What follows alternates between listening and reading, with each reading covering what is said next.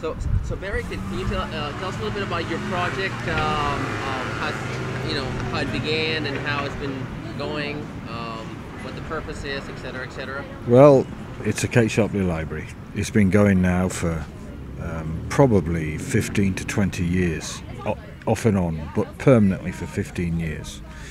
And its aim is to keep the history of anarchism alive and preserve it. And why is that important? Well, because two reasons. One, anarchists have often been losers, and losers aren't recorded in history. That's not a glib statement. We tend to record those who are victors.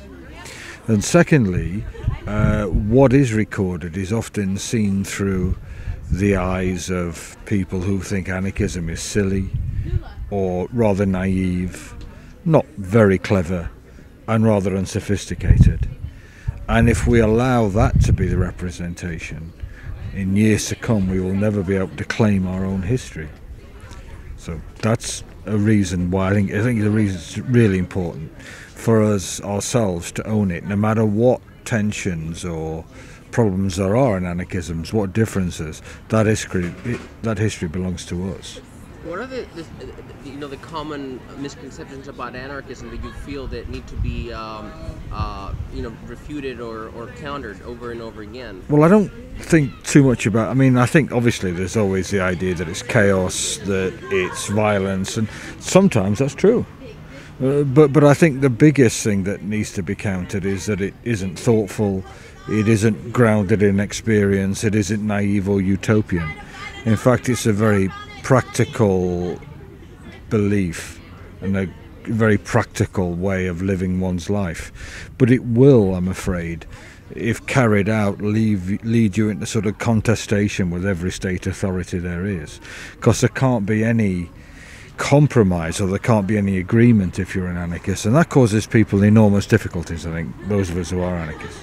But wouldn't you say, for example, that status war and causes more chaos and destruction than anything? Oh yes, we would argue like that rather logically, but I don't think we've been arguing that way now for a long time, and those ideas have still got to be cemented and part of, if you like, life. So people who are theoretically our allies, the poor and the exploited, understand what we're saying.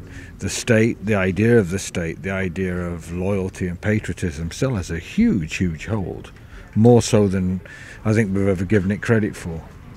I have a question because there's some evidence that, for example, after Second World War, the level of unionization went up because of the more leftist government that came to power. Sure. And to what extent do you think it's important not only to create an alternative in terms of grassroots organizations and stuff, media, and but also to democratize the state and expand, say, the welfare state to give more breathing space to organizations? Well, I think that's often been the aim, if you like, of what you might call the left wing, the left reformists, that if we can get something, it's better than nothing. I think that a lot of anarchists would argue that even the democratic state, if pushed, is the iron fist in the velvet glove. That the democratic state is quite fine until capital contracts and problems occur with capitalism, and then it will become just as reactionary as any other. And I think that really any alliance with any state is bound to lead us into despair and trouble. But if we're so desperate and we don't have the institutions in place to replace it yet, sure, we're still dependent. Like, people who are dependent on. Can't disagree at all. I mean, obviously, to my way of thinking, sometimes a national health service which guarantees free healthcare to people is better than none. Okay, right. Or it's better than what is in America. I wouldn't argue with that.